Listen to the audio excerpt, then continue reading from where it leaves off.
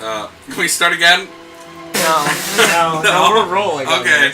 Well then, guys. Hello! And welcome to Real Unknown Cinema Podcast. I'm your host, Shane.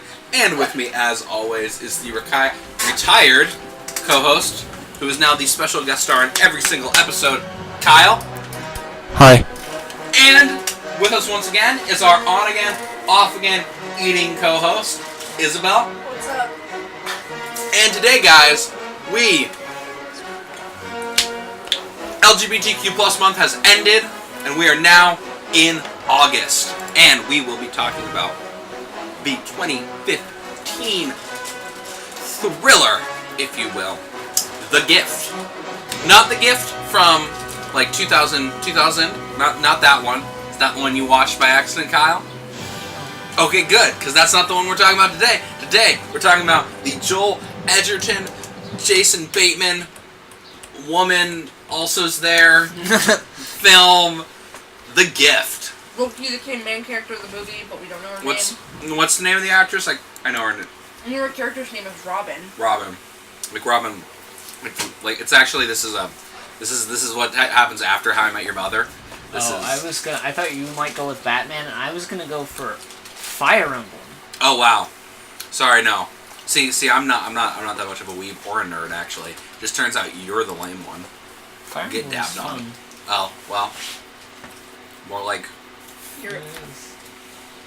So anyway, I watched this movie. What? No, I thought you were just looking at me because you were disappointed that I'm eating. No, well, I mean, we're just always disappointed. Here's the in you, thing. Isabel. Here's the thing. Yes. I've gotten over it. Because it's not my problem. If it sounds fucked, that's on you. That is buddy. on me. That's on me. I have to deal with it. But now I'm gonna click really loudly into the mic. So can I Cool. get silence? Can you turn off the? Oh, sure. Okay, you're good. All right, Continue. Bleh.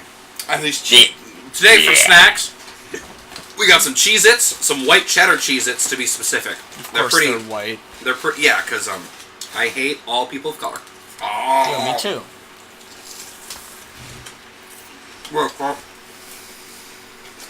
This is such a funny bit, guys. I'm not gonna help you out. You've made your bed. I started talking, and I just spit out Cheez-It bits. But I'm holding a fan, so when in the fan, it started flying back at me. Life is hard. So anyway, guys, today, talking about The Gift. Indeed. So I have a big history with this film. So I'm going to tell you. History. Excuse me? Big history. I got a big dick history with this film. Dick story. That's some small dick energy right there. I got What some. about her story? Yeah, it's called His Story, not Her Story. It's called His or It's actually called T. His Story. Yeah, His Story. Not, It's about Tori in the house. So, Tori. I remember watching a trailer for this movie and thinking it was going to be really bad. Because the trailer looks like shit. The trailer's really fucking terrible. If either of you watched the trailer, No. do you remember seeing trailers for this movie when it came out? No. No? Alright, well I did. Because I saw some trailers for it. And it looked garbage. It looked really fucking terrible. It looked like... Keep in mind, so this movie's by Blumhouse. And this movie came out when I was in high school. So when I was in high school, I was an asshole. And kind of a lot more cynical about movies. Kind of like how Kyle is right now. So... I was a big cynical guy. I was like, ugh, cinema. So... I thought Blumhouse is killing the horror industry. Ugh, Blumhouse is fucking jump scares and PG-13 horror movies. Ugh. But honestly, Blumhouse is actually a pretty alright company. They're a pretty alright distribution company. They actually are kind of really what's actually keeping horror alive in this day and age. You gotta give them credit. This was before I knew that. So when I saw a trailer for a Blumhouse movie, I was like, this is gonna fucking suck. But then I saw a little movie that I was very, very looking forward to. This was the biggest movie of 2015. I've been following it ever since it was announced. I was following a lot of my favorite actors, my favorite filmmakers at the time. This is a little movie called Fan-4-Stick, or Fantastic Four, as most people would like to call it. The one with Michael B. Jordan, which obviously was, as people thought, the biggest problem with that film was that they made Human Torch black. That was what was really bad about that film. can't believe they would do that. I know, it was really... Ruin it like that. Why didn't they just cast Chris Evans again? I don't know. Why? I guess he must have been busy or something, but... So I saw Fan Stick, and I'm not being sarcastic, I'm not being ironic when I say I was genuinely really, really looking forward to it, because maybe I was blinded by the love, but I thought it was going to be really fucking cool. Blinded by Michael B. Jordan's sexiness. He's pretty hot in that film. Oh, he's so hot. He's pretty hot in that Sorry. film. No, it's fine. Can we talk about how dumb of a joke that is? What? He's pretty hot in that film. Really? That is literally a, Rise of the Silver Surfer level joke. Well, Rise of the Silver Surfer is the best Fantastic Four I know. film, so... I It's saw pretty the good. first one. I saw it when I was a kid, and I do have a little bit of nostalgia, I'll acknowledge, but it is the best Fantastic Four I think film. that's the only way people can enjoy those movies, is having seen them as a kid. Possibly, yes. That might be fair. But I would say that about all superhero movies. That's a noise that you're making. I gotta Spider-Man 2. cool off my penis here. So Shane. sorry, I'll stop. Spider-Man 2. Spider-Man 2. No, Spider-Man 2 is still genuinely amazing. I know. Here's the thing, is that I really, really, really liked Chronicle. And Chronicle now is a little problematic to like, but I liked it. I loved Dan DeHaan. I loved Michael B. Jordan. I followed their careers as soon as that movie came out. I was like, I gotta pay attention to these guys. The third guy didn't really do much after that, but I also paid attention to the screenwriter, who shall not be named, and the director of the film, Josh Trank. And Josh Trank then went on to continue working with Michael B. Jordan and make a little film called Fan Stick. Or Fantastic Four, but they put the 4 as the A. It was Fan Stick. It was Fan Stick. And here, can you maybe Sorry, I'm not paying look at attention. Pinterest? Wow. Yeah, I'll Wow. call you out. Fuck you. Okay. And I was really, really, really, really, Kyle can really play video looking forward games. to this film. Well, maybe that is a double standard, but you know what? I'm not gonna acknowledge it. Hey, I'll put this out there. I Yeah. have a video game that I am playing right now Uh-huh. that I have not been playing on the podcast Uh-huh. because I realized how distracting it would be for you guys It is because very it didn't distracting. involve me running in circles. That would be distracting because we'd be like, "Where's that running in circles?" But We're like going when in I'm circles. running in circles, you get distracted for like a minute, Uh-huh. and then you're And just, then like, you're just like, whatever. whatever. Yeah. This is me legit playing a game, which not only takes a little more brain power because it's not It'd be like a fucking Assassin's Creed where you just. Well, I was kinda- gonna say it'd be a flashback to our Super 8 episode where we all became dogs and were like, "What do you play? Play Yeah. Assassin's Creed?" Well, because it's like the games Uh-huh. that I'll play are stuff where it's just like set a waypoint, Sure. go to the waypoint Yeah. over and over again. Uh-huh. But I'm playing Beyond Good and Evil. Not really what that game's like. No, not really. So, That's a little more of a big thing. Oh. So I've been playing Beyond Good and Evil, and all I want to do is Yeah. play Beyond Good and Evil 2, and I know it's not going to It's come never out gonna for come like out. 15 years, but what happened with that game? it was just in development hell for a long time Uh-huh. because the first game didn't do that well, so Uh-huh. they didn't have that many people working on it. Okay. And then in Someone posted in your Discord a College Yeah. Humor video. And Nice. then in last year's E3, they put out a trailer for it that Uh-huh. looked fucking awesome. Uh-huh. And everyone wanted to play the game again. And they're like, we're in like pre-alpha right now. Nice. So we don't even have anything close to a release date. And it's Uh-huh. like, motherfucker, this game is not coming out until like 2025. What is Beyond Good and Evil about? The first one, Yeah. you're like an investigative journalist who works for like some rebels to go Uh-huh. investigate these like government guys that are kind of evil. Okay. But the whole draw of it is that the world's really alien. Okay. So there's a lot of Yeah, it's like a sci-fi thing, right? yeah. So basically, the big sci-fi thing in it is that Uh-huh. a lot of just animals are like humans. Uh-huh. Like sharks, cats, Okay. pigs, all that. They just walk and talk like humans. Cool.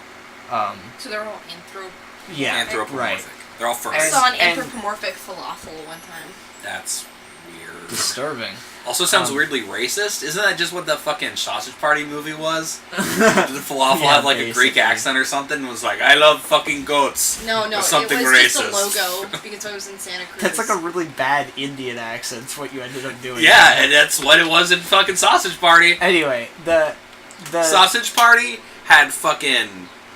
never mind, keep going, sorry. Beyond Good and Evil takes place in like a tiny little planet, Uh-huh. but the implication is that there's a huge universe. There's a lot of lore in the game that you don't Sure. get to see, Sure. but they talk about. Mm. And so the big appeal of Beyond Good and Evil 2 is that it appears to take place not only in a huge city with a lot more of that cool culture stuff. Because the big thing is like it's like what people like to idealize America as, where it's literally like 50 different cultures all existing in the same place. Instead of what it really is, which is 50 different groups of people living in a city and their assigned neighborhoods. Yeah, and they're little. So it's got like all these different cultures mashed together, and all these different like animal races and stuff.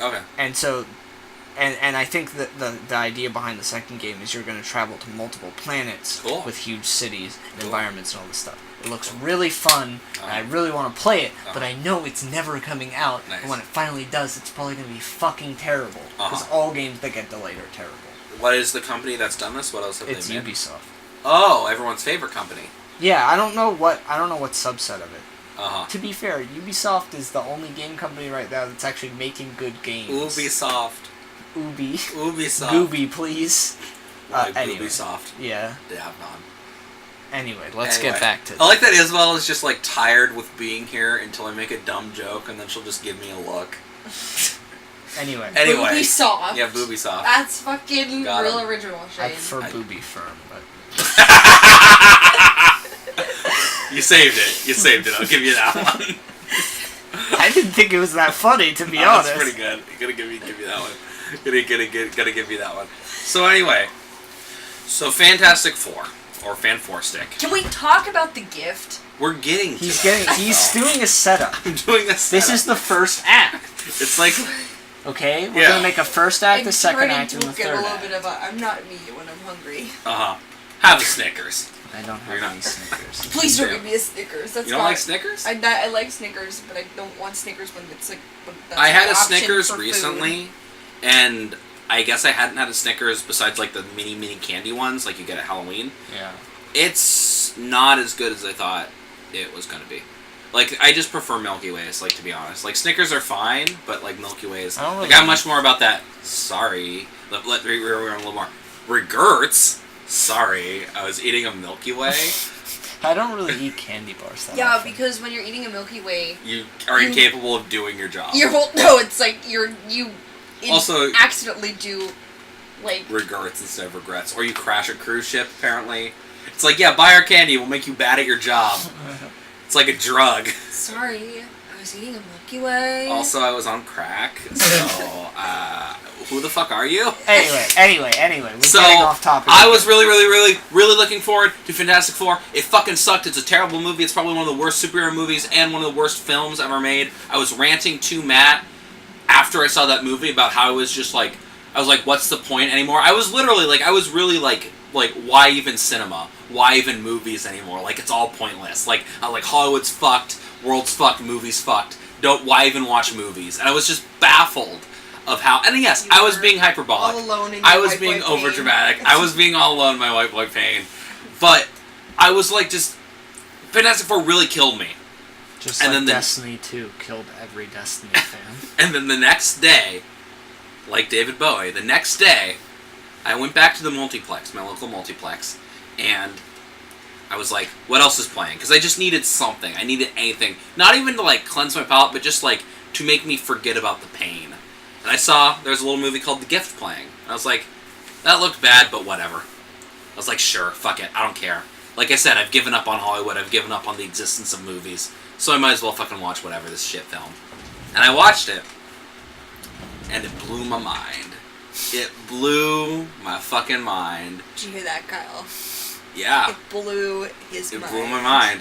And I was completely rejuvenated. I felt like I can understand what like a born-again Christian feels like after watching The Gift, after watching Fantastic Every Four. time someone says born-again Christian, I think of the King of the Hill thing where they get rebaptized. And yeah. It's like your whatnots are showing. I'm so sorry, that was so off topic. I felt like a born-again Christian of just being like, I see it now, I understand the true ways, I understand Would everything. you say that you know the way? I guess you could say that giving me this movie was kind of a gift to me after having to deal with Fantastic Four. But anyway, I really liked it. What'd you guys think? Either one of you can start talking. I liked it. I tried to what I try to do is try to not know the movie until I watch the movie. Did you do it on this one? Yeah. Good job. That's the best way to watch this movie.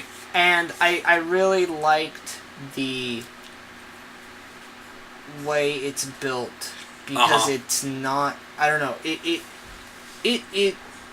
if you don't know what the movie's about, you still understand the tension of it as a horror movie and feel like you get played every time. Like the way that the payoffs are played in this movie makes you feel like you're like dumb for being scared, I guess, in the best way. That's a really bad description of that. Yeah. But it's like perpetually like the fake out before a jump scare. And there's no jump scare there. Yeah. You just... And you're just waiting. The movie sets itself up so that you think that there is a horror villain in it. And there isn't. There isn't, really. Yeah. Yeah. And that actually leads to one of my problems with the movie, but we'll get to that later. Okay. Okay.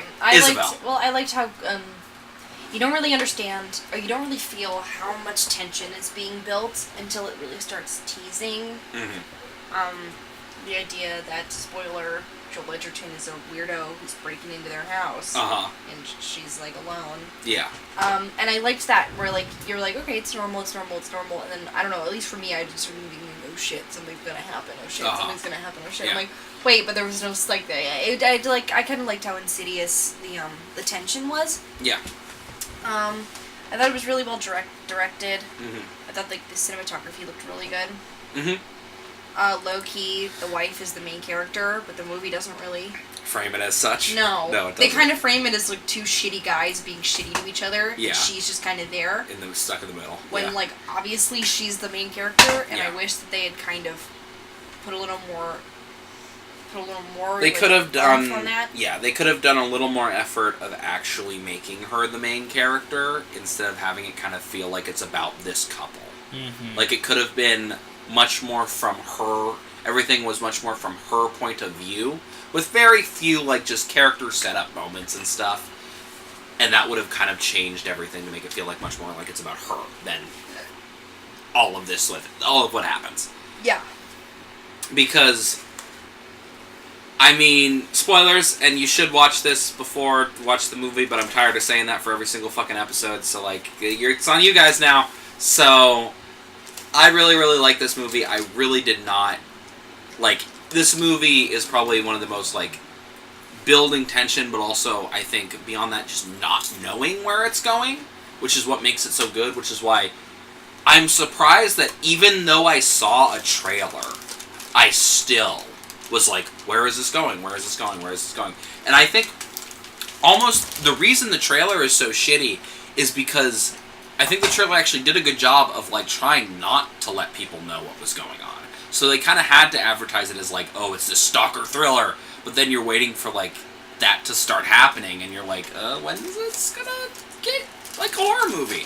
Yeah. And, like you said even, like, oh, is he gonna lock them in the house? And, like, I remember when I saw that, I was like, oh, is this, like, them gonna get locked in the house? Right. Like, that's exactly what it feels like. Yeah. You're like, what's going on? Even when you don't see the trailer... It still does a really good job of feeling like that. Yeah, exactly. And the fish and stuff. And that's part of what makes it so good, is that the movie keeps throwing those moments away and making you feel paranoid. Yes. Yeah, 100%. The way that the things end up playing out makes it feel like you were not justified in thinking that it was, you know. Because I feel like the first act of the movie is very much the first act of a horror movie. You know? With the fish and the dog going missing. And like he's a little weird. And then it totally goes in a different direction. Yeah.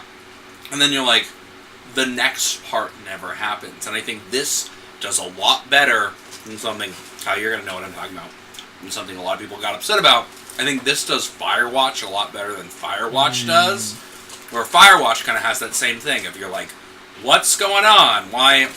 You keep expecting like there's going to be like Yeti in the woods or something, and like nothing ever happens.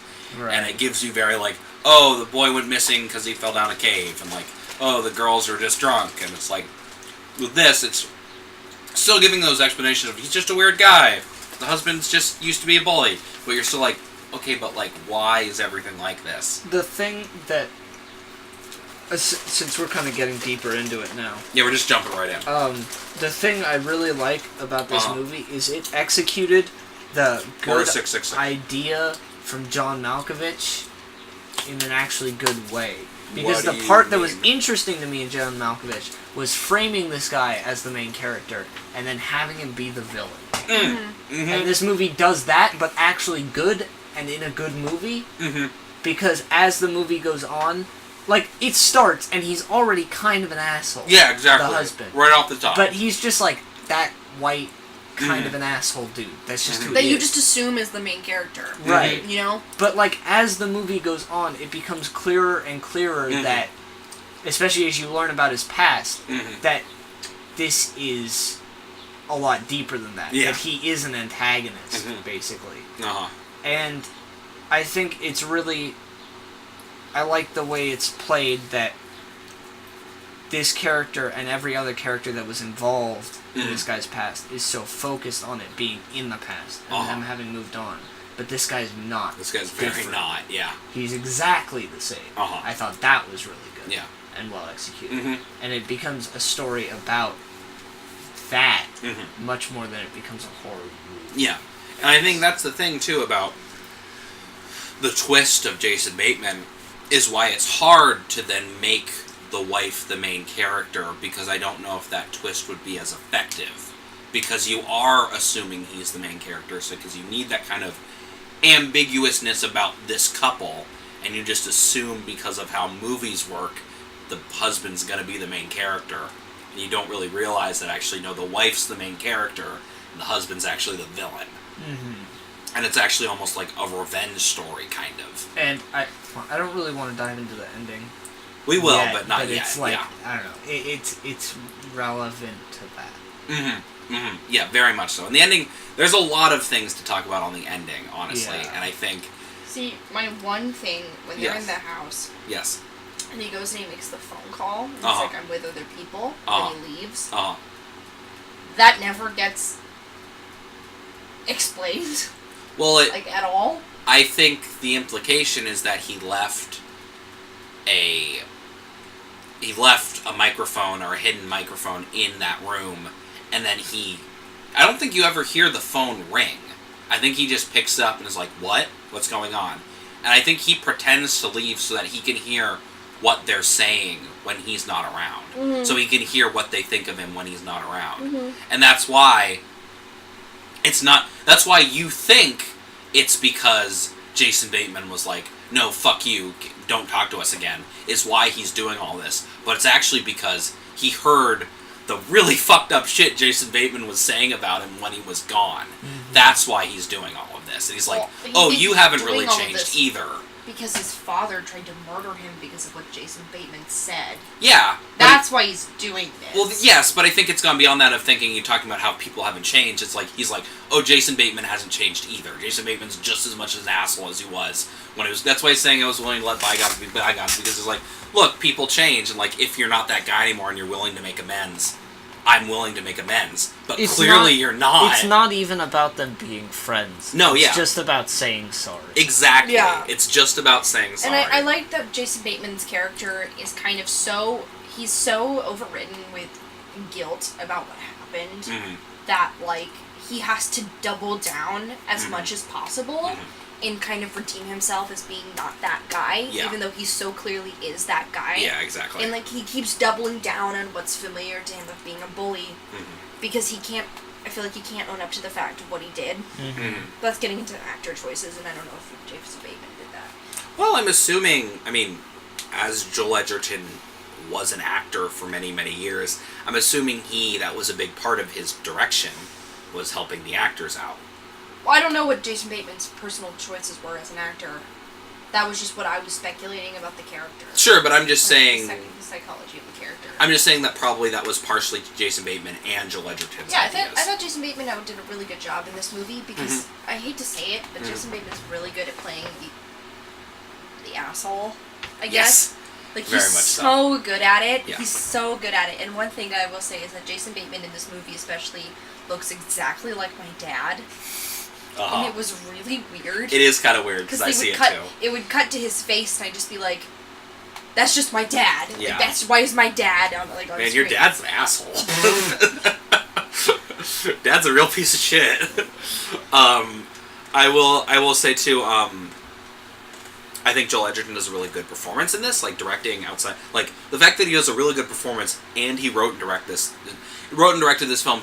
It makes sense because honestly, Joel Edgerton isn't actually in the movie that much.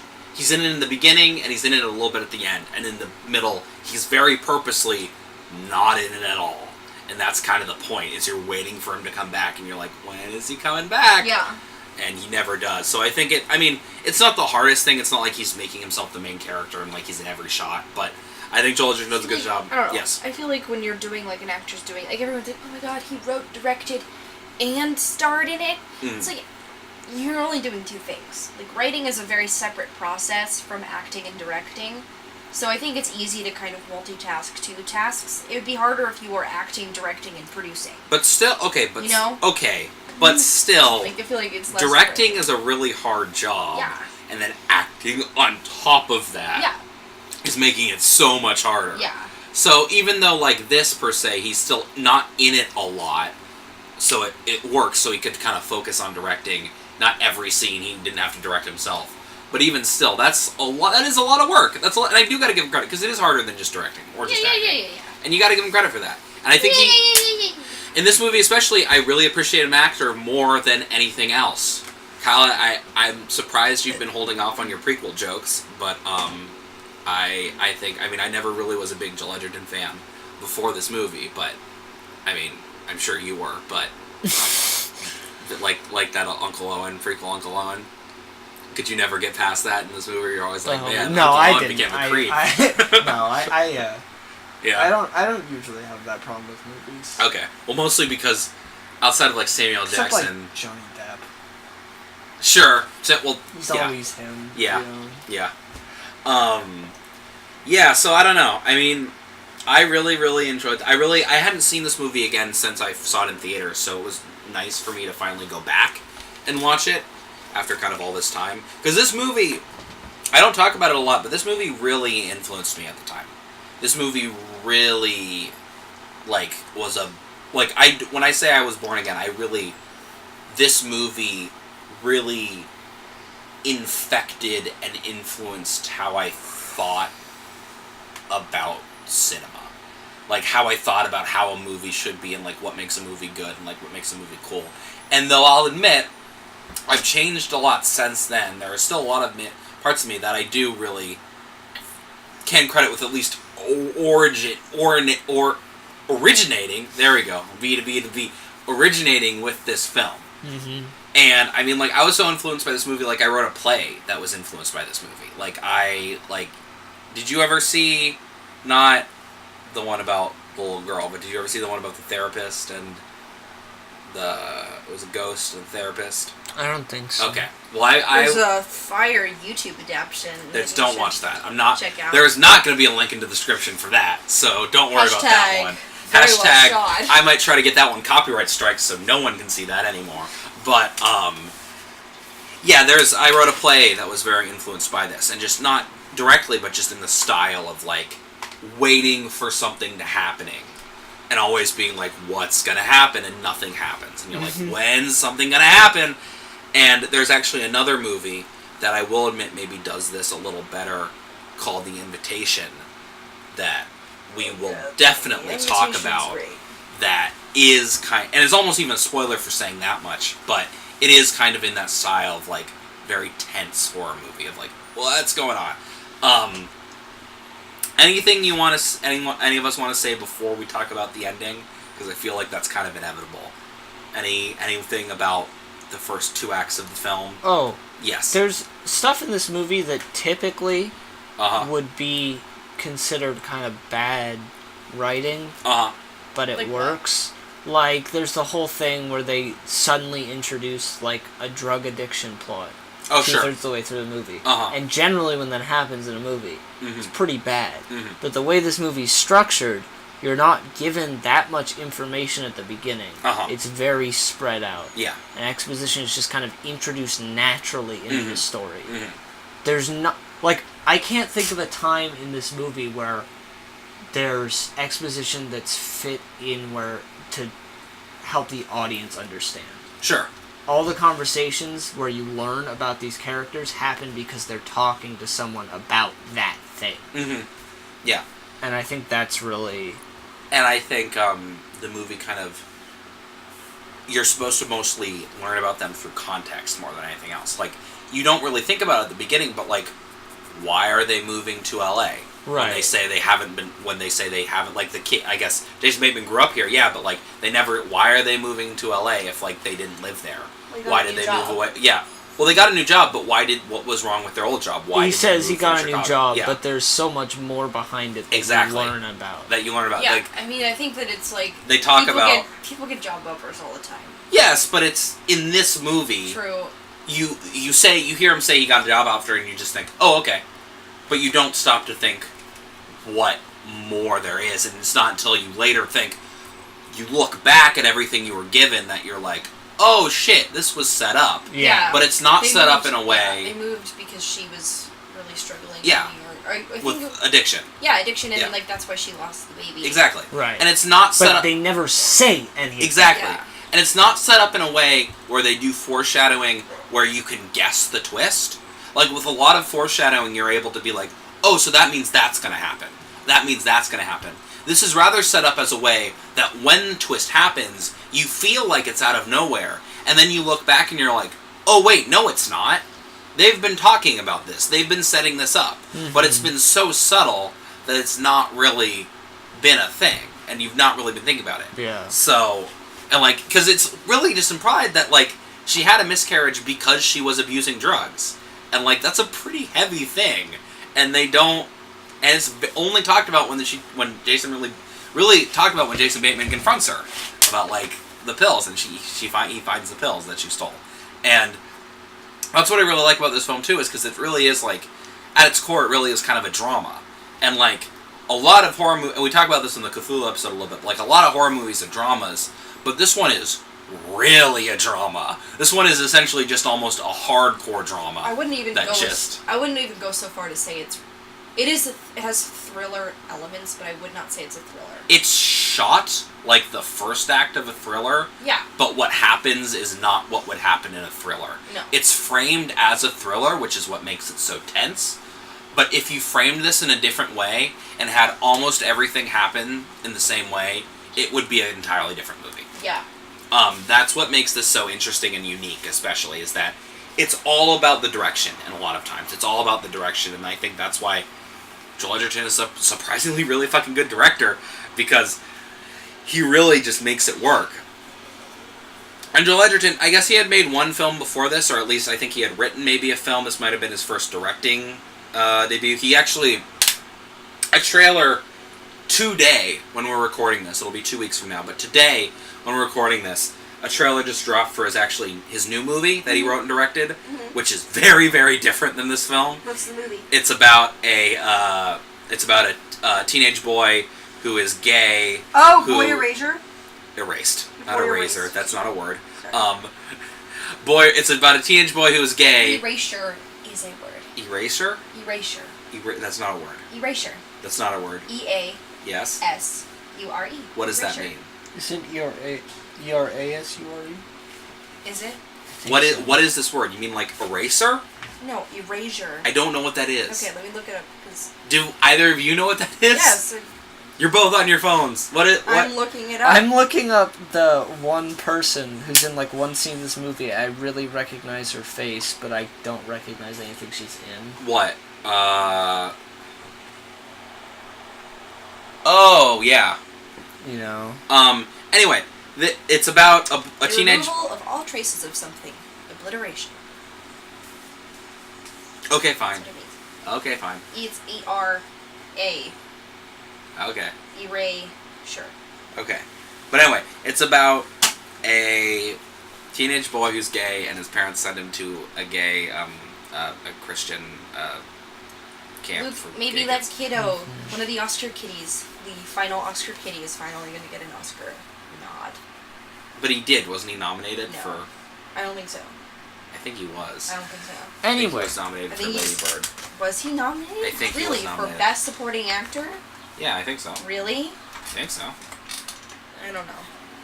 I don't even think he was in it all that much. Nominated for Best Supporting Actor. I don't know. Anyway, this movie, it's good. I like it.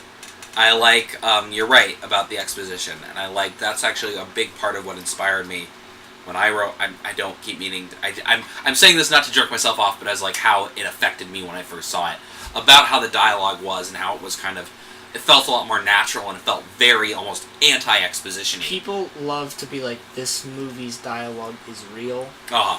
Especially during the first act of this movie. Yeah. It kind of sounded like you were... It's how Coherence should have been written. Yeah, exactly. How this movie was exactly. written. And, you know, instead of just improvising things, That was just like, really you actually had a script and you wrote it, and you, like, had fucking dialogue placed in specific areas, and yeah. So, very, very fair. You actually tried? What's that? No, nothing. At least you tried. Yeah, I mean, so just... Like, yeah. Coherence is a mess. Maybe that episode will get released one day, but not today. Today you're listening to The Gift. You're listening to NPR. Yeah.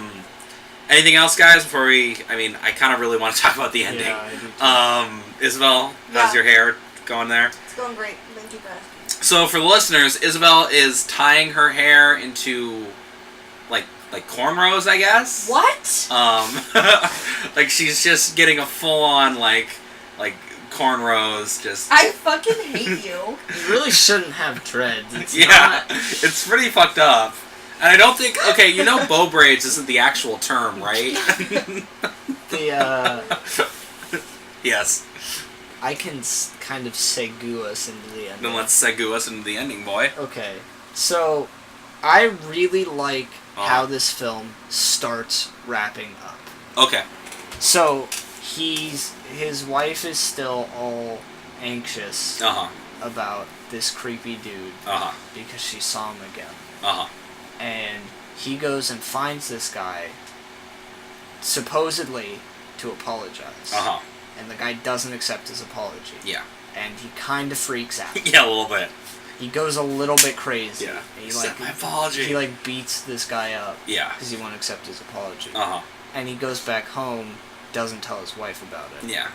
And then he starts trying to be a better person. And I think one of the greatest twist parts of this movie is they're having a dinner party and something breaks their window. Yeah. They start getting attacked.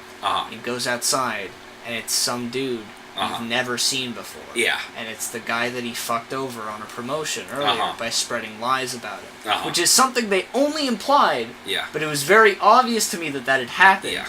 And I was still thinking about it. Because I was thinking about how he said he had changed. And how he was doing the same thing to someone else. And it's just like this dude you've never seen before, which is great because everyone, including all the characters, is thinking this crazy guy's after us. Yeah. And it's not. Yeah. And they call the police on him, but he lets the guy go because he doesn't want to get caught for right. what he did. But it's also he's kind of realizing how fucked up it is. Yeah, and realizing that he's doing the same shit. Yeah. And he's like, I need to stop. And then he ends up losing his job. And he's starting to realize the consequences, you know, of all this stuff. And then his wife is doesn't really want to be with him anymore. She has her kid, and she's like, I don't really want to be with you. I'm okay. Keep going. And it's really, it's like he learned how to change too late, basically. Totally, 100%. And I think it's really great, this idea that, even though he's a different person now, he still has to deal with all this stuff that's going to happen to him. It's like what the movie says, you might be done with the past, but the past isn't and it's really good at reflecting the conversation that they have when he doesn't accept his apology. Yeah. When he says it's too late. Yeah. And I really like the implication that it doesn't even matter about their relationship. Yeah, exactly. It's too late for him in his life. Yeah, 100%. And honestly, I think the fact that the creepy stalker character came back ruined the ending a bit for me. Okay. And I didn't really like that also he had this crazy master plan and was fucking with the guy the whole time. I thought it was a lot more poetic that this guy's downfall didn't even have to do with this one character. Yeah. It had to do with him. It was his fault that he failed. Yeah. And the ending kind of twisted that into also this guy did it. Yeah, exactly. And it felt a little unfortunate because the implication in the movie is obviously that this guy has a mental illness, right? And I thought it kind of sucked because for a lot of the movie, it was, this guy is struggling with mental illness, but he's trying to be a good person. Yeah. Really. And this guy's a piece of shit. Joel Edgerton or... Joel Edgerton. Yeah. Like, they play him, he's very played like he's on the spectrum. Right. Yeah. And he does some bad stuff. Uh-huh. Obviously. Yeah. But it's all with good intentions. He always tries to make it right. And he's kind of a sympathetic character in that sense. I would say... I'm sorry, go ahead. And the main character is kind of like just a dick. Yeah. He's an asshole. But then to suddenly have it be at the end, but the mentally ill guy was the villain all along. Yeah, exactly. Felt like it kind of undermined that character to me. Yeah. Sure, totally. Yeah, totally. Because I think that's what it was so hard about to, knowing who to root for. Because I felt like the wife wasn't enough of a main character for you to be rooting for her. So then you were kind of rooting for Joel Edgerton, but then Joel Edgerton kind of becomes a shitty person. Yeah. And so then it kind of just feels like you're watching these two shitty people be shitty to each other. And then his wife is just there. Yeah. And I get it as a twist. I understand why it's in the movie. But I feel like it only diminishes my experience. Yeah. If that hadn't been the ending, I might have enjoyed it even more than I already did. Yeah, and one thing that really bothered me about the ending of the movie was when he's like, "Did I rape your wife? Yeah. Did I not? Yeah. You'll never know." It felt very much like a Cape Fear thing. Which was like, this woman is has nothing to do with any of this. Yeah, exactly. And I don't know. I really don't like it when movies kind of use. It's like the whole fridging thing of using the female character to kind of drive or punish the main character. Yeah. And it's like you're just using violence against women as a way to. Yeah. I don't know. It just. Well, no, it's really fucked up because it's like. It doesn't make her feel like a person. No, it's it makes her feel like a pawn. Yo, it cucked you, bro. What you gonna do about it? Yeah. Yo, you got cucked, bro. What you gonna do? I was gonna open with the episode with, yo, this dude got cucked big time. Yeah, and it's like, no, it's not. Yeah. I don't know. That just really bothered me, and yes, 100%. The ending just was like, haha, women aren't people. They're objects which we use to hurt others. Yeah. It's like, what? Yeah. I would say that I think the implication of the ending is that he didn't rape her, though, because the way it plays out is like, oh, check the eyes. You're supposed to know in the eyes, and then he looks at the baby. The last scene in the movie is he looks through the window at the baby and his wife holding the baby, and he sees the eyes and he smiles. So I think the implication is that he's supposed to be like, my wife didn't get raped. Hooray! It's my baby. And then the wife looks up.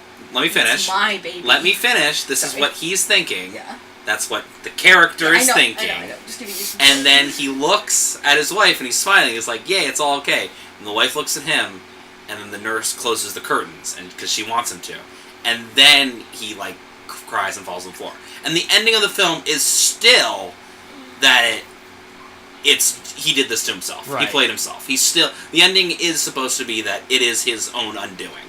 But I do agree with you that it gets undermined by the fact that there's also kind of a stalker thing. There's also a villain. It's two villains. It's basically, it's unnecessary at best. Yeah. 100%. Because that's a little unfortunate. I really did like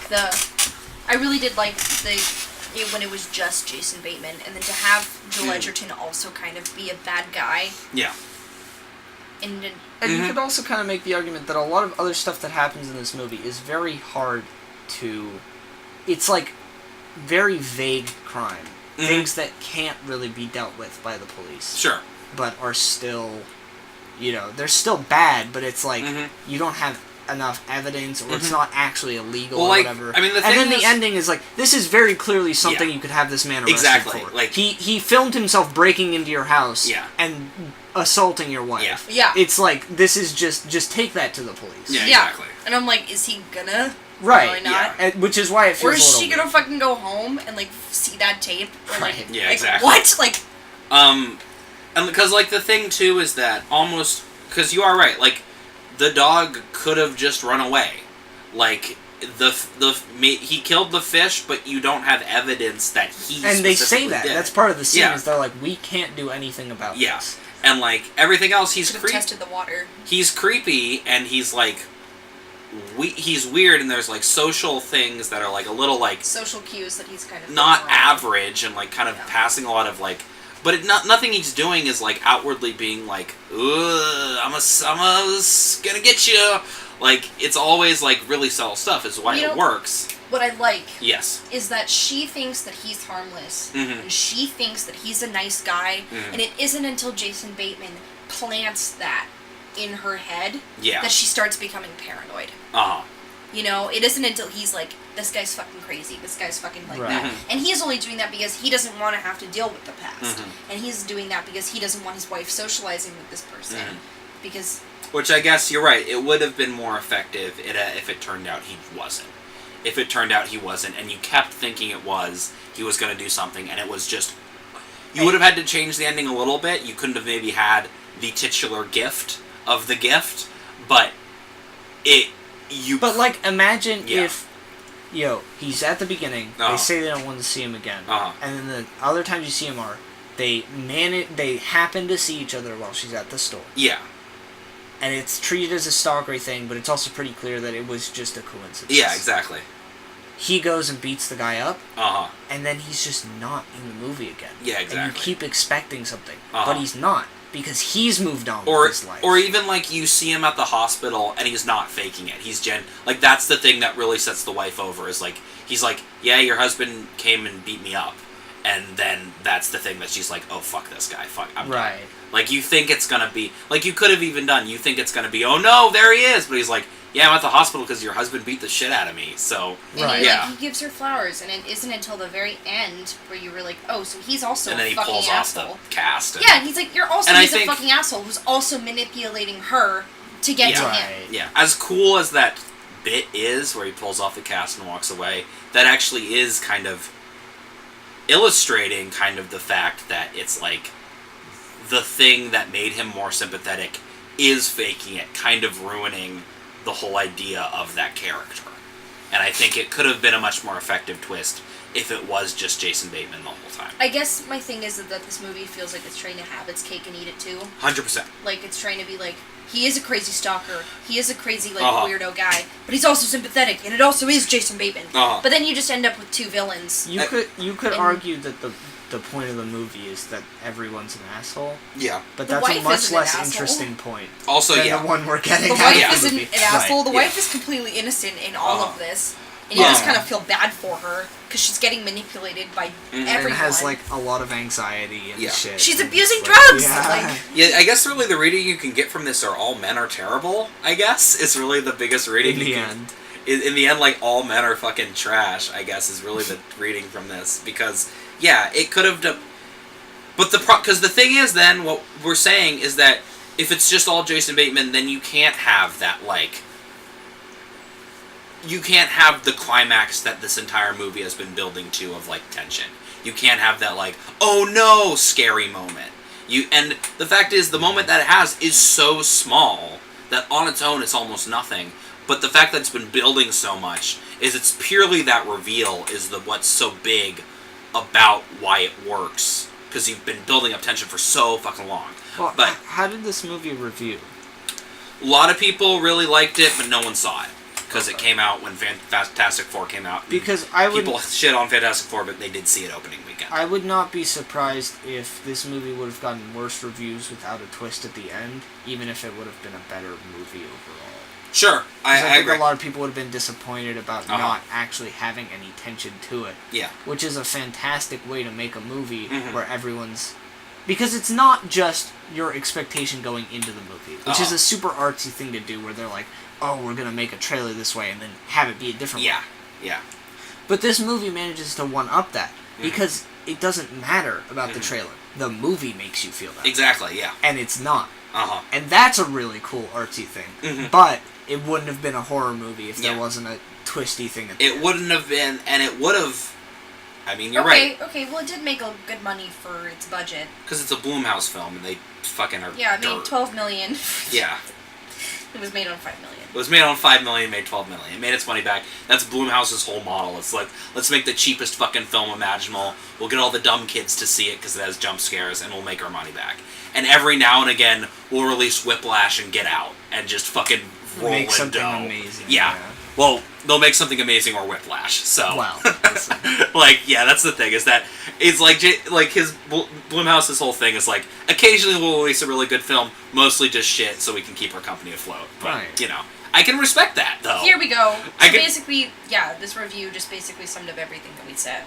So it's like, it's a well-crafted and efficient little domestic thriller, paced with an admirable deliberateness, acted with vulnerability and precision, executed with an honest tension that results in a couple of big knockout scares, and it concludes with one of the most repugnant turns this side of a 60s era exploitation ruggie, and a twist so vile it pretty much cancels out the considerable skill and accomplishment of what preceded it. Yeah.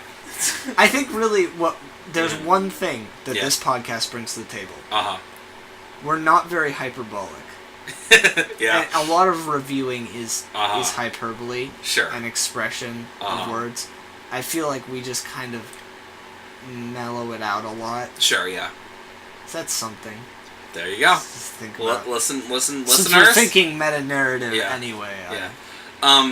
That is fair, and I think to be honest, if that was the ending, I probably wouldn't have liked this movie when I first saw it. I probably wouldn't have gotten it at the time. I would have been like, that's dumb. Nothing happened in the movie. It's bad and boring. And but now you have big IQ. You watched Rick and Morty. I got some big think going on. So, I don't know. It's really, it's a weird one because it should have just been Jason Bateman, and it should have been, the twist was that it wasn't a horror movie. That's what the twist should have been, is that this isn't a psycho stalker thriller. It isn't a horror movie at all. This is something it might have done even worse, though. It would have. It 100% would have, and I would have hated it. Yeah. But that would have been a better film. I guess what bothers me so much about the ending of this movie is that up until the ending, Robin is the main character. She's like the protagonist. Mm-hmm. She's like the hero. She's the one that you're rooting for. And then it isn't until the ending when she just completely devolves into like Simon's property, that he's worried that like Gordo is like, haha, she's not actually yours. I got her, so she's damaged. It's like, wait, what? Yeah.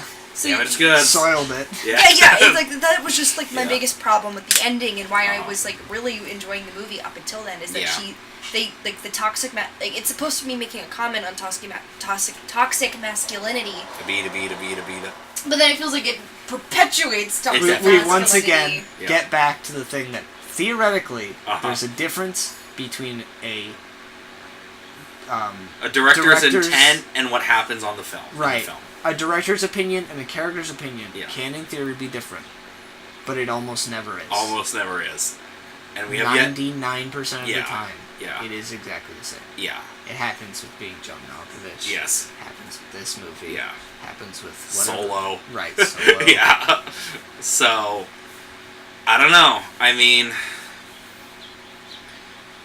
So yeah, I was really disappointed with the ending. If I'm being 100% honest, because it feels like at the last second he was like, just kidding. Wait, actually, Simon's the protagonist, and wait, actually, he was, Gordo was the stalker. I don't feel like you're supposed to. Wait, actually, like all this stuff. Like, I don't feel like you're necessarily supposed to. I don't feel like you're necessarily supposed to feel bad for Simon, though. No, I don't think so either. Like, I feel like the idea behind it is still what we're talking about, but it's just the execution of it is where it fails. Mm-hmm. Is because you're right. It does have to. It tries to have its cake and eat it too.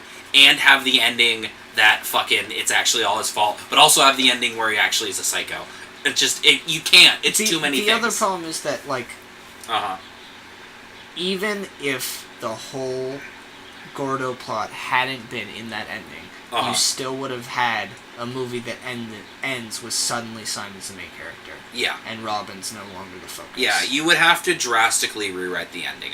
After the scene at the dinner party, you would have to drastically rewrite those, like, last... You could still have her give birth, but you'd have to drastically rewrite those last, like, 10 minutes. But then it's like... And then it becomes about, like...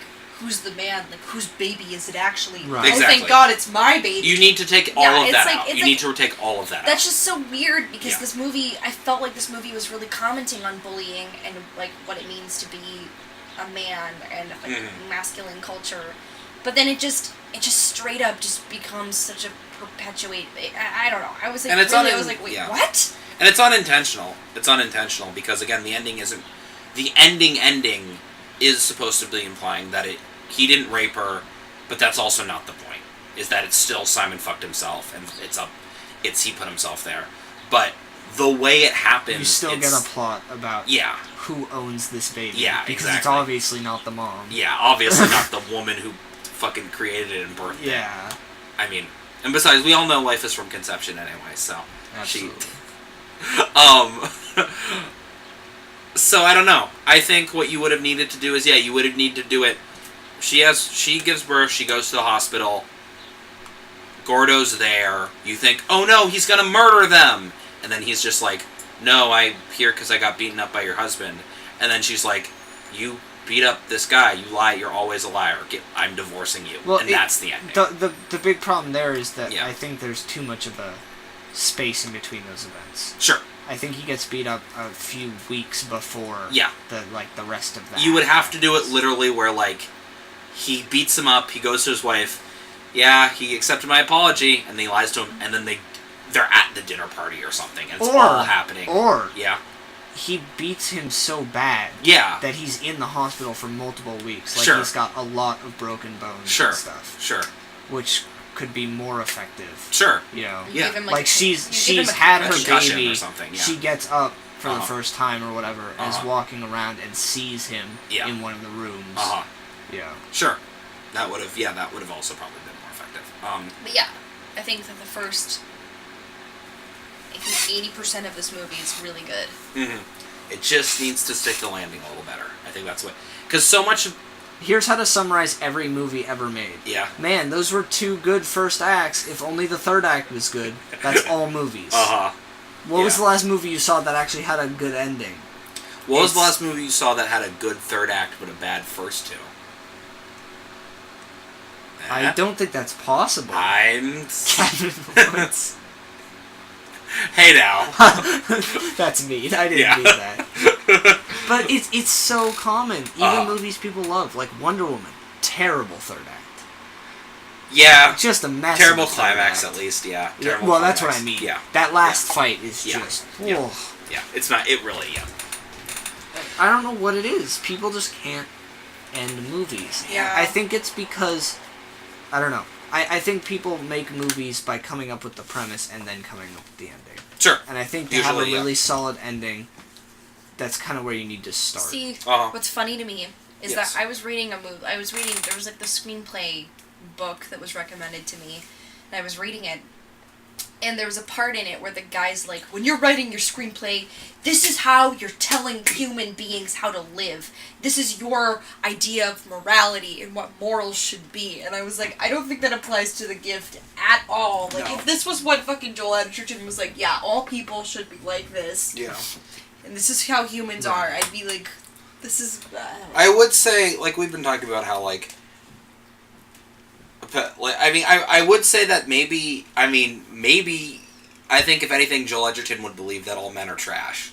Like, I think if anything, I would believe that maybe that's what he thinks, and that all men are trash. But again, that's not a great ending. Well, I still think that he's trying to make Jason Bateman at least a little bit sympathetic in the end. I don't think so. Because he, Jason Bateman's like... Because, like what you were saying about, like, how it's, like, you feel kind of bad for him, because you're like, oh, he's changed. Like, he's changed, but it's a little too late. And it's like that, like, oh, fuck, he's going to lose everything, even though he's going to change and be a better person. And I think it's like that's like the ultimate punishment for the past. It's like, haha, did I rape your wife? I think you don't know. Well, that's when that happens. Yeah. I mean, hashtag Robert De Niro that shit. Man. I think you're supposed to be like, good, fuck you at the end. Good, fuck you. Yeah, I'm glad your wife got raped. I'm glad your wife got raped. You deserved it. I think yeah, it's like...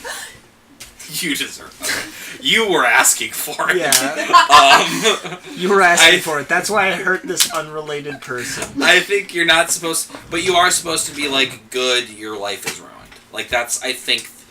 What I believe the intent of the ending is supposed to be is you're not supposed to feel bad for Jason Bateman. You're supposed to be like, good... Fuck this guy, your life is ruined. And regardless of whether or not Joel Edgerton raped the woman, it's still implied that he freaking drugged her. Yeah. And broke into her house. And still assaulted her. And still assaulted her. He still assaulted her. Yeah. Like, there's still video footage of him assaulting her. Mm-hmm. So it's like, you're still kind of a shitty asshole. And it's like, and the only reason Jason Bateman is supposed to care is because it's like, oh shit, is that baby mine? Is that baby mine? Right. It's like, you are not the father. What if it was a quadruple twist? Right. Yeah. Hear me out on this. It's gonna go way too deep into it. Like he did.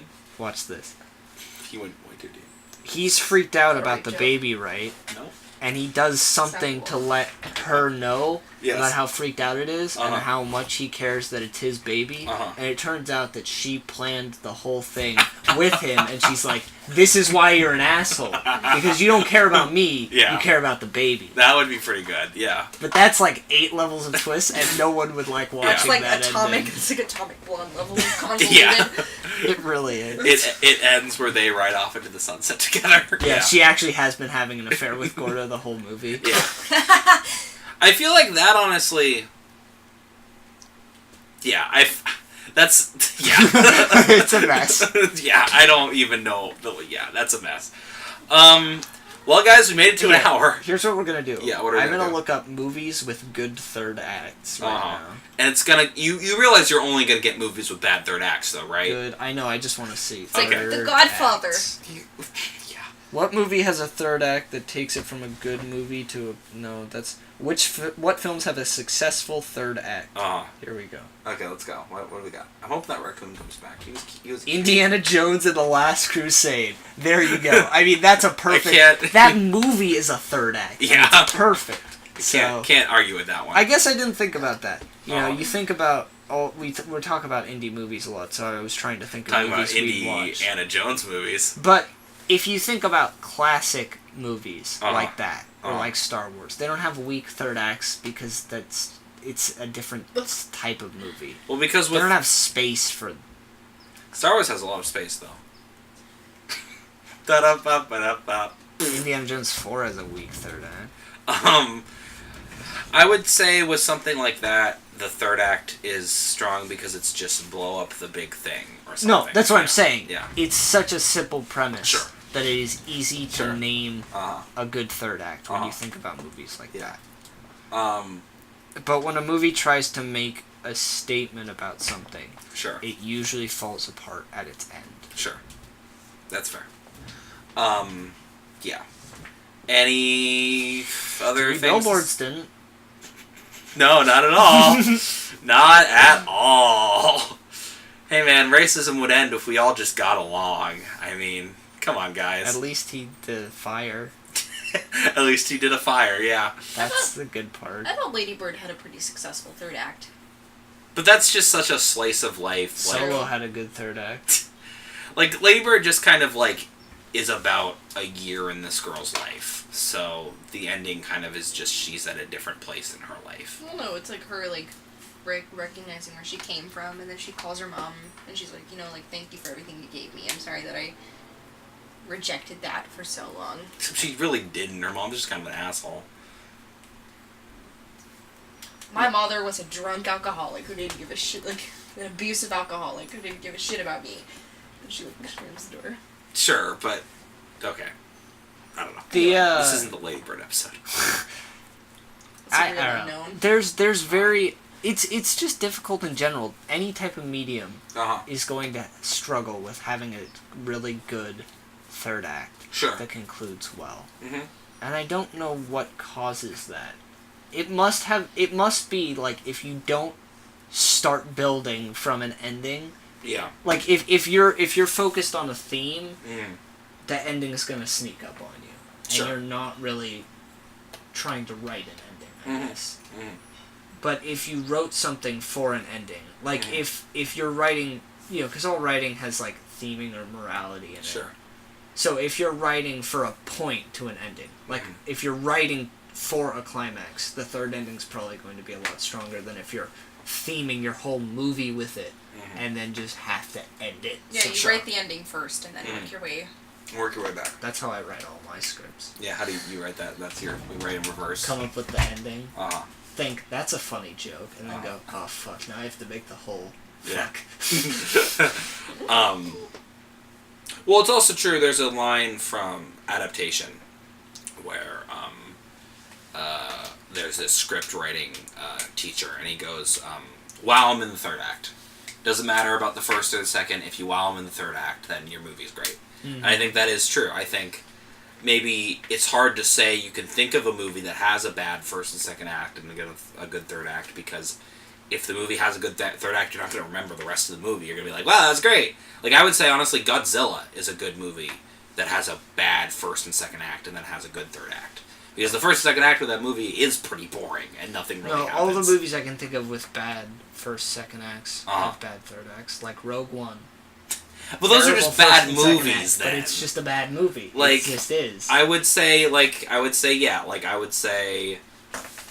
honestly, I might say what we talked about last week, Strangers 2 might actually have a bad first and second act and only really a good third act. And it's almost needs to have a bad first and second act so that you appreciate the third act. A lot of horror movies are probably like that, actually. Sure. A lot of action movies are probably like that, because it's like, that's where all the action is. Just like the Avengers. Yeah.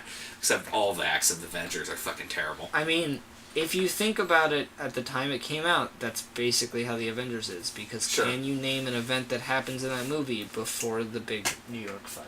How is that movie more than 15 minutes long? They're on the helicarrier, and like one of the engines goes out, so Iron Man has to get inside the engine. The whole movie takes place on a flying ship. Yeah, it does. It's crazy. Yeah. Like, I can't name plot points. Hawkeye's evil. I don't even remember how they resolved that, really. Yeah, Black Widow kicks him in the head. The bad guys just kind of fly up to their big ship, and they have an air battle. Yep. And then Hulk beats Loki up, and then that's the end. But the only memorable part of that movie is the New York fight. But Thanos. But it doesn't... Because Because it was Thanos, Infinity War. Right, that's guys, a good movie. I'm really hungry. I don't feel so good. Do you not feel so good as well? Alright guys, anything before final thoughts? I think we're pretty much done. We actually stayed really on topic. Yeah, I know. It's surprising. Alright guys, then. That's the mark of a good movie. Or a really bad movie. Yeah, one of the two. I mean, usually we stay on topic for the bad ones, so. Yeah. Because there's so much to talk about. There's a lot to talk about. Yeah. But this movie, there's a lot to talk about, like, to dissect in it. Exactly. That's why I really wanted to get to the ending, because that's where it is. I mean, I'm not going to say, like, it's a bad movie, but it's an even better movie for looking at how movies are made. Yeah, totally. Like, it's a great movie to think about afterward, and think about how it was made. Yeah, totally. I think, though it's a good movie and you can enjoy it, this is also a movie that isn't free from criticism, and I think this is one of a very rare... Yes? Like all art. Yes, like all art, but also, like, I think this has a very good line of, like, this is good, but it does this wrong. But it doesn't necessarily make the entire film bad. Right. It ruins this part of the movie. Like, there are a lot of films that, retrospectively, I was like, oh, it's fine, it just has this problem. And then look back at them like, oh no, Drive is a terrible movie. Or something like that.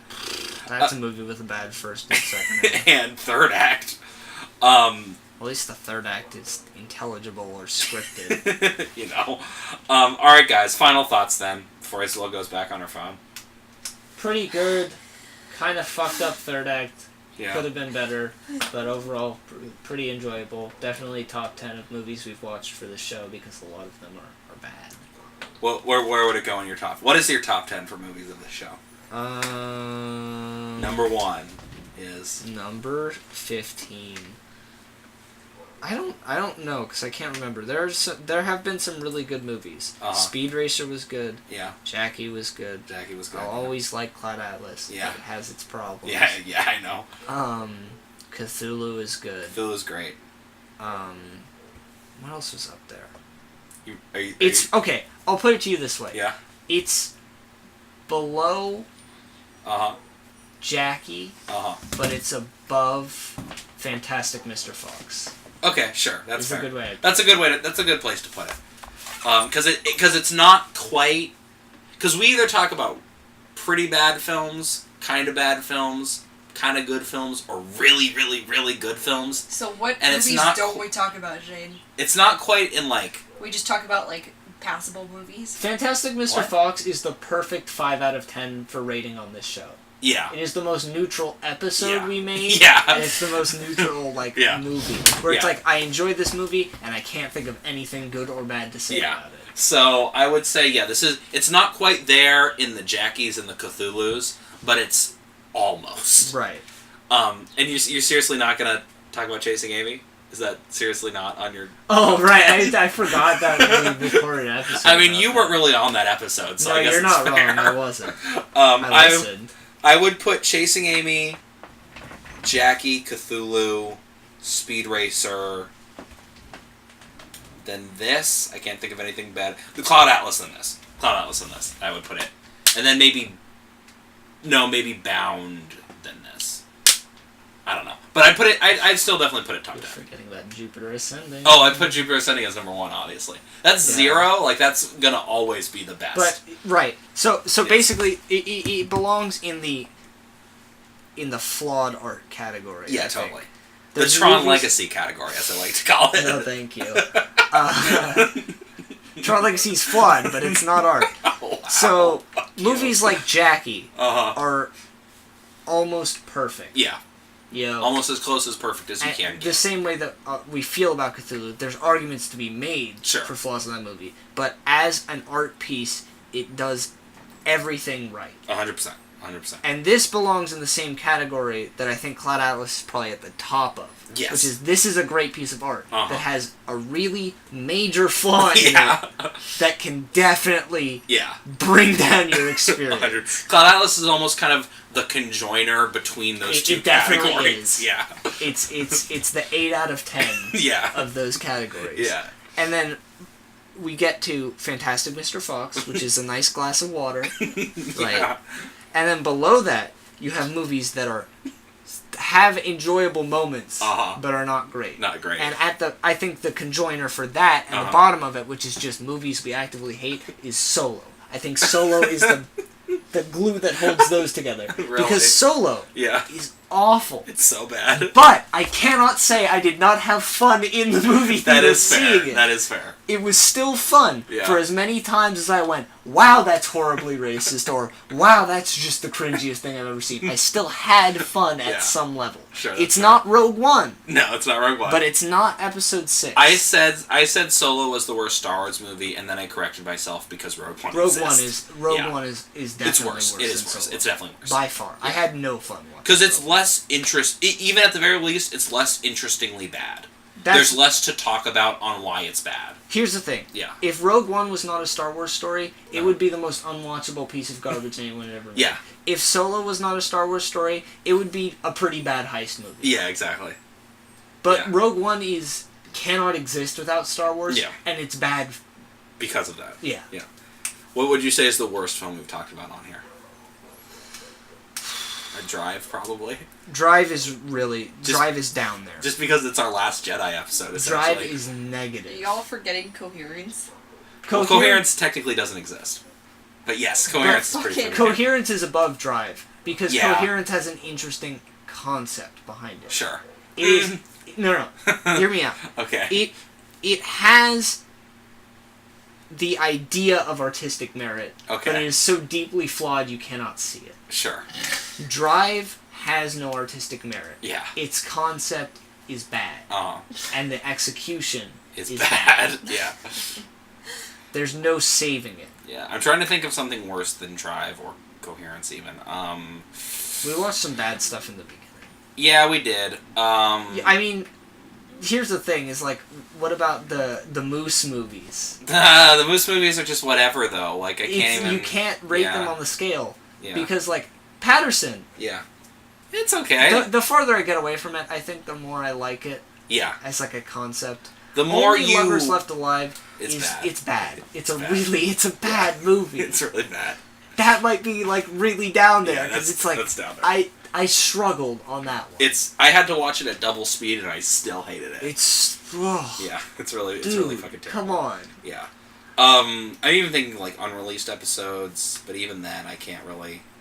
Its coherence and drive might be the worst. But there's episodes that don't fit into that because that's still like an art-based category. But like, where does Dredd fit on that scale? I know Dredd doesn't exist. Dredd doesn't exist. But I would put Dredd because Dredd is not inherently an artistic movie. Sure. Yeah. But it's still good. Yeah, it's still really good. It's still fucking great. Like, that's a movie that Will liked. Yeah. Will didn't start out liking it and liked it by the end. Whoa. That's how good it is. That's a feat. We literally watched this movie, and as it went on, Will was like, I enjoy this more and more. Nice, that's amazing. That's a great movie. That's great. So now this episode got too meta, and we got sucked into the meta black hole. Oh, the meta black hole. So, on my completionist rating for this movie. Alright, yes, your completionist rating. I'll give it a finish it. Sure. Yeah.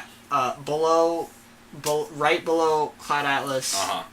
Probably above Fantastic Mr. Fox. Sure. There might be something in between, but that's kind of how I'm feeling. Ex Machina and stuff. Ex Machina. Did we even talk about that movie? Ex Machina as a movie is pretty up high. Yeah. As an episode, it's pretty low. Yeah. That's a mess. That's a bad one. That's a pretty messy episode. Pretty messy boy. But actually, I might actually place Ex Machina similarly to Fantastic Mr. Fox because we did have a really hard time talking about it. Because I think outside of really the ending, there isn't a lot to talk about with that movie outside of it's good, yo. It's still a good movie. Yeah, exactly. It's still a very well made, well acted, well directed film. Yeah. So there you go. Anyway, guys, final thoughts. Isabel, go. Do I finally get to say my final thoughts? Oh, I thought you were just looking at me because you were hungry. No. Okay, go crazy. Sam. Like the first two acts are pretty fire, and then it just kind of goes in a really weird direction that's like kind of contradicting itself. Mm-hmm. The acting is great. I think that Jason Bateman probably he was my favorite. His performance was probably my favorite performance. Mm-hmm. The directing is really, really good. I really enjoyed. We didn't really get to talk about the directing. We mostly just talked about the writing. Well, so much. Well, I said it kind of off, but so much of this movie and why it feels like a thriller is purely out of direction. Like, none of it's really from the script. I mean, maybe like subtly, but so much is out of how it's directed because it's shot like it is perpetually the first act of a horror film. It's always the setup, and it keeps going, and you're like, what's gonna happen? Because that's why, in the first act of when I watched this, I was like, okay, this is like the setup to a horror movie. And then the second act happens, and I'm like, what's going on? Yeah. Why has this not become a horror movie yet? What's happening? And the third act happens, you're like, oh, right. Anything else? No. You, Kyle, any final thoughts? I already gave my rating. All right. So, for me, I was really afraid that I was going to come back to this movie and it was going to be hardcore fridging, fucking 7, rape your girlfriend to get back at you kind of thing. And it is, but I will admit it is, despite how much we've talked about it, it's not as bad as I was worrying it was in retrospect. Because when I saw the movie, I didn't have that cultural awareness to think of the implications of what happened. And now that I do, going back on my memory of the film, I was like, ooh, that's... So I was really dreading we were actually really going to tear this movie apart when we saw it. I was afraid you were going to, hate it. I thought, you were going to hate it.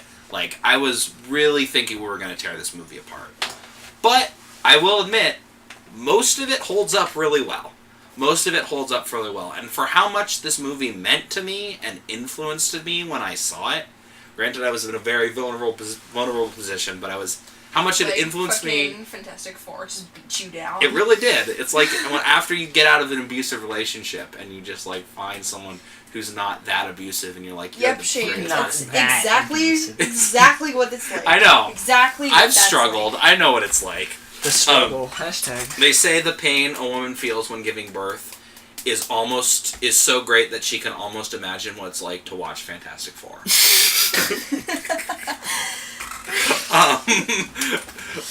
They say when your vagina tears to your asshole, you're like, that's what it's like to watch Fantastic Four. Kinda. They say that the pain a woman feels during childbirth is almost enough to understand what it's like to get no you'd. So anyway, to be honest, I'm a little relieved, especially when I saw it, both of how you guys received the film, and how, though there's a lot to talk about, and a lot of how it could have been done a lot better, honestly, this film still has a lot of good things in it, and I still very much really want to see what Joel Edgerton is going to make next. Especially since, well, on the one hand, it's going to be very, very different than this film, because it's just going to be a drama about a gay kid in conversion therapy.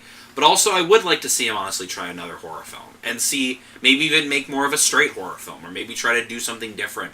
Maybe he could take what he learned from making this. Hopefully he learned something from making this and try to do maybe better. Mm-hmm. Maybe he can make better next time.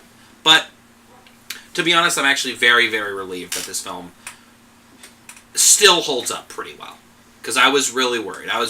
Especially towards when we came towards watching it. I was really worried we were really going to, like, roast this motherfucker hardcore. But, to be honest, most of it's still pretty good. Most of it's still pretty good. But anyway, so I realized last episode I never did, like, an outro. So links in description, just put an annotation. Anyway, guys, if you want to listen to more of our episodes, you can find us on YouTube at Real Unknown and SoundCloud at Real Unknown.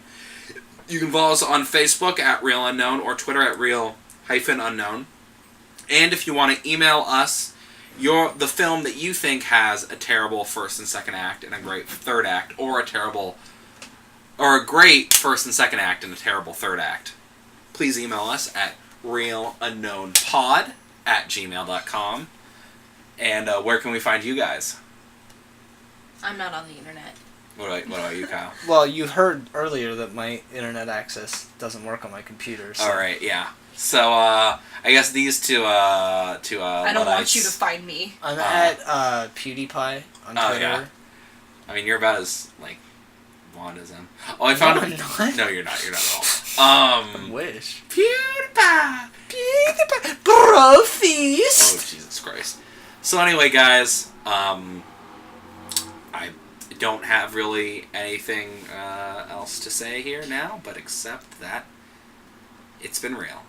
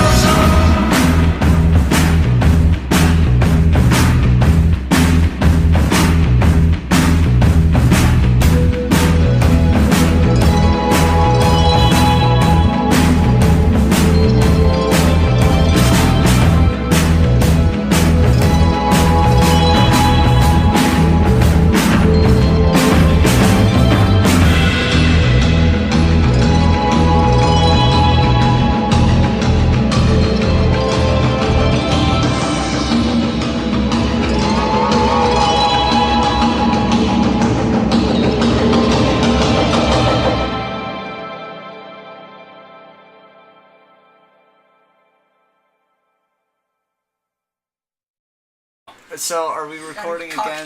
Yeah, for like 10 seconds just to do this one thing? No, this is the start of the episode. Oh, it's a cold open. Oh, nice. All right, so we're gonna show Isabel a little. I'm gonna have to scroll for. Wait, here. No, I don't. No, you don't. I still have to scroll for a minute, and I don't know what's underneath it.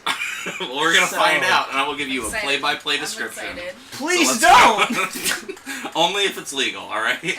Not even then. I'd rather keep this out of the. It's better when there's no context. Out of the. I believe there's better when there is what context. When you don't tell. Okay, it's so probably not going to load because I don't have internet connection. So we have to.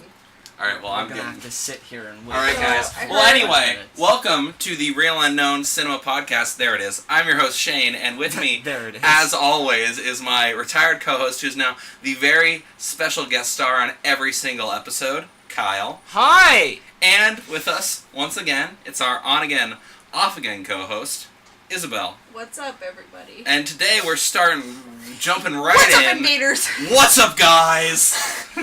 Beep beep! What's up, ninjas? We're starting right off the bat with looking at some... No, don't even say it. It's a mystery. All right. We're gonna mystery box this one. Comment what you think we're looking at. And if you get it right, I'll send you free 100 V-Bucks in Fortnite. And the link to what we're watching. Oh, absolutely. Oh yeah. Except that nothing else is gonna look. Okay, now there we go. Ooh, hell yeah. It's not. It's not even that bad. It's not that bad. It's just like I've seen worse. Except but play it so that we can, because that's the good part. It's not the picture itself. It's the. I don't. Which one did I show you? I think it's the bottom one. It looks like felt, like it looks fake. No, it's real. I know it's real, yeah. but it looks fake. It looks like a little like plushie. Someone is like laying on top of. Sure. You wish. Guys, can you guess what we're talking about? It's not gonna play ever because the internet's. Well, let's just leave it here, and it'll start going eventually. Yeah, it'll start going eventually. It'll work its way up. Yeah, to the finish. Yeah, it'll say. Let's just say it might climax. This might be the climax of the episode. Indeed. Maybe. Something wicked. Oh, there it goes. This way comes. Yeah, all right. Oh, something wicked this way comes indeed.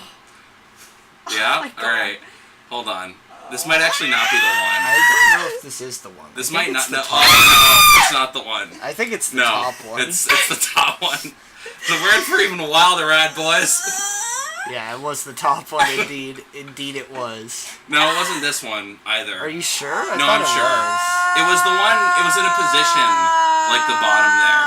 But it wasn't. Well, that's still that one's not bad though. Yeah, I'm pretty sure it was one of these. No, I think it's the one right above it that has this one. Because it was definitely in that position. This is like the on the PNG. side, this is sticking out. Maybe it was just. Maybe I'm thinking of a different one. You said you wanted to see this. Yeah, you're like, I want to see it, and then you're like, How could you? It's beautiful. It's art. Yeah, that's art. I'm not into this, but you know. It's art. You know, there's a really funny. Look at this. How is this not art? You can't even see his thing. It's like the best. There are two twins who are like majors in fine art who painted giant screenshots from Kim Kardashian's sex tape because they thought it was funny. And then they had an art show and they sold one of their biggest pieces to Pornhub and it's hanging in their HQ. That is really funny. Are those the same people who took a picture of like it was like a strawberry in their asshole? Yeah, their mom took that photo. Their mom took it. They both plugged their butts with strawberries. Oh, and spread them. I thought and their mom. I thought their mom did it, and they took the picture. I think that's even weirder. That is weirder. You're right.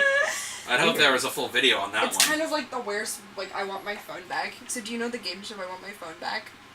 It's pretty. Basically, there's this host who's like, we're gonna pay you money for the more fucked up shit you let us do on your phone. So no, what it is they find people on the street. They get their phones and they hook it up to like a TV so you can see everything inside their phone. And they try to find the most fucked shit on their phone and like post it on like their Facebook profile and stuff. Like they found a photo of this guy snorting cocaine out of another person's asshole. They were like, impressive. I'll pay you $500 to let me post this on your public like Facebook. On like your work Facebook even. And so they did one where she was like, I'll pay you like $30 if I can send this like porn position to your mom, and then ask her funny. how to do it. And then like she was like, all right, fine, that's okay. And then a few minutes later, they got a response, and the woman was like, the mom texted back, yes, I've done that, like, this is how you do it, and gave her, like, step-by-step instructions on how to do that position. So this is a good start to our episode. I think this might actually be, since we're recording 2 episodes today, this might actually be the second. That's what I thought we were going to do. There you go, that's smart.